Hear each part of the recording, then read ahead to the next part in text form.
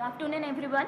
I am Snehal Wankade from Vikhe Patil Engineering College and I am here to present a paper on PIPD based Smith predictor based cascade control design. The contents are introduction to cascade control system, then scope of the paper, system description, designing of controllers using IMC, Smith predictor cascade control system and the results.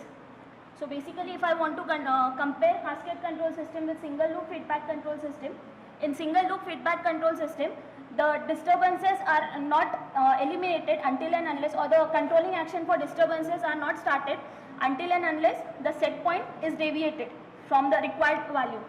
And if we use cascade control system instead of single loop feedback control system, we have secondary measurement point. In that case, before it deviates the set point, the primary variable from its set point, it gets eliminated because it uses secondary measurement point. It uses two sensors and this secondary measurement point is connected in cascade with the primary controller, and that is why we call it as a cascade control system.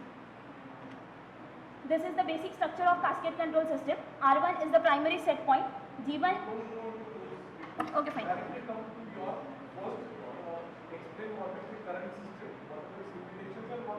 Okay, as far as literature review is concerned, cascade control system is used for disturbance measurement, but it becomes inefficient in cases of long disturbances, and if it becomes inefficient in cases of long time delays, in that case it gives poor performance for set point changes.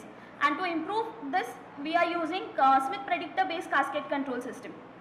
So here I did the modeling of a laboratory system. Here the primary loop is of level controller, whereas secondary loop is of flow controller. Level transmitter is first going to measure the level actual within the time, and it is going to give the value to the level controller. Now this level controller is having two values. One is the actual set point and another is the value that is coming from level transmitter. Now depending upon the error, it is going to generate an output, and this output is given to the flow controller and it will be acting as a set point for the flow controller, and that is why we call it as a cascade control system. And when it acts as a input to the flow controller, again this flow controller is having two inputs, one actual process variable from the system and another from the level controller. This, depending upon the error, it is going to generate an output value and given to the I2P converter.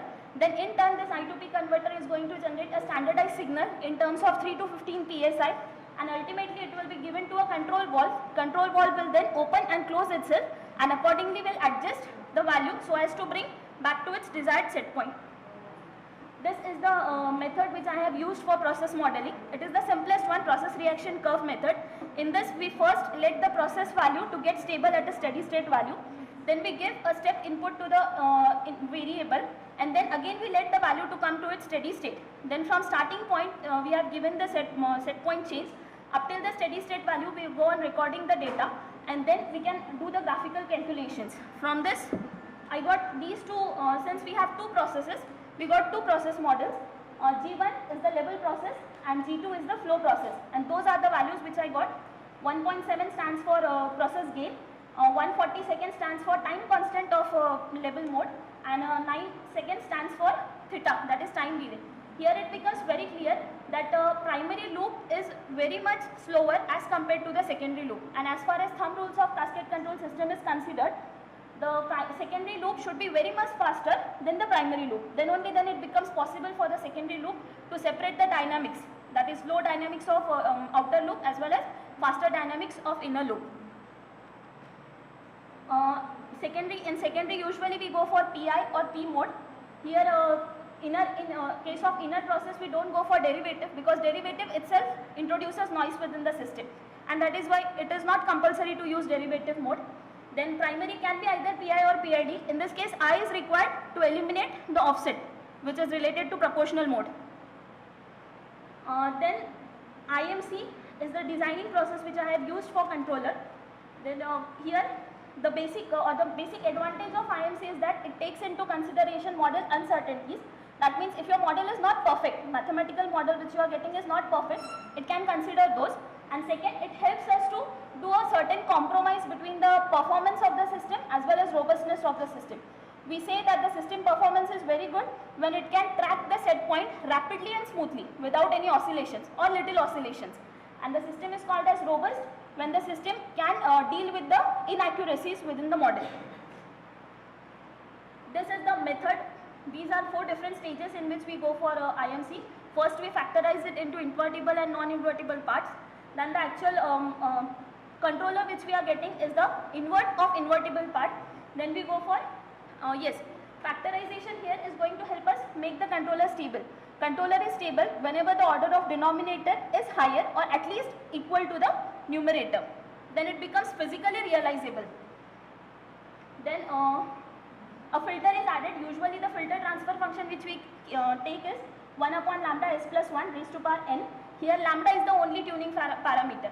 Another advantage of IMC is that you only have to go on changing the lambda and you can tune your controller. But the basic starting point of lambda can be equals to theta, or lambda by theta should be equals to greater than 0.8. Then n is the order of system, again to make the controller proper. Next is, if these are again the algorithms which are related to IMC. Finally, I can get another advantage of the system which I have implemented over here, that if we go for, as far as thumb rule of cascade control system is considered, we have to first tune inner loop. Inner loop tuning is very easy because it only consists of one process model. But when we go for outer loop, we have to take into consideration the dynamics of inner loop, and hence it becomes very difficult to tune the outer loop. And when to tune the outer loop, the order of model also goes on changing or goes on increasing. And to decrease the model, we can use this, that is, I have changed it to second order SOPDT model so that tuning becomes easy for the outer loop. Then cascade control system has the advantage of dealing with the disturbances, but as I said before, that it is unable to deal with the long time delays, and if it is unable to deal with long time delays, it becomes very difficult to track the set point changes. And in such cases, we can go for Smith predictor. Smith predictor shows us 2 estimates.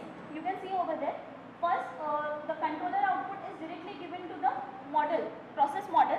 And in this case, it intentionally ignores the disturbances.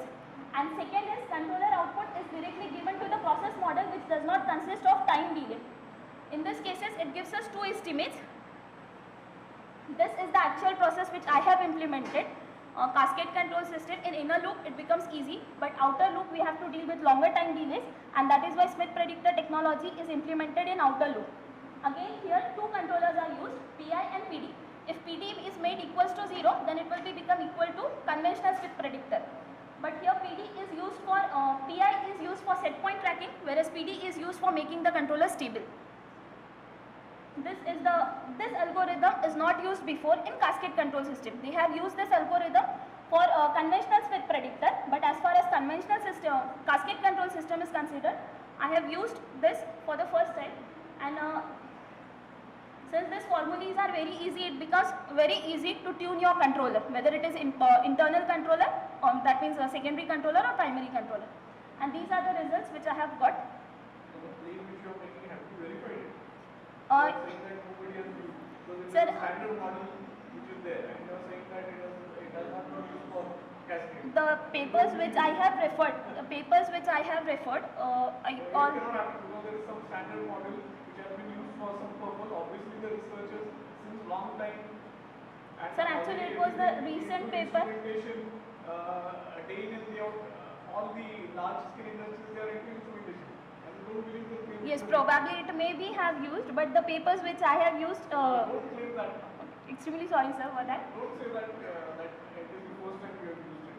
But at least I have referred 200 or 250 more than papers, but related to cascade control system in the recent years. But I haven't seen that method using somewhere. Sir, here I have mentioned only few ones. Here I have mentioned only few. But when I 2015 paper. Sir, after 2012 paper, I haven't get any reference paper for this. All these are old papers, madam. Yes, sir. We are talking about 1956 paper also. Yes, I started from where did they? Sometimes it's also happened as a concept so that the principle also got changed. Yes, it may happen, sir. One thing is good that first time I'm seeing some representation in latex here for Yes. Thank you. latex, but I don't know why.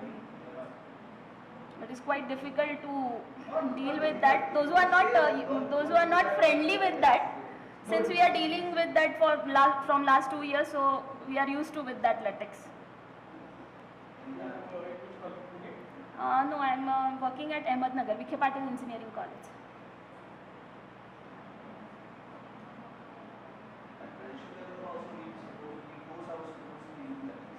Yes, sir.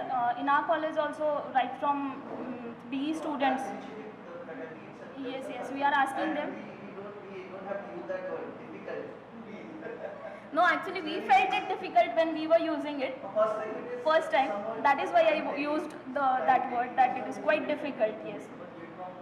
Once you get used to, it is very easy then to deal with this. You don't have to go for a, yes. Thank you. Thank you, sir.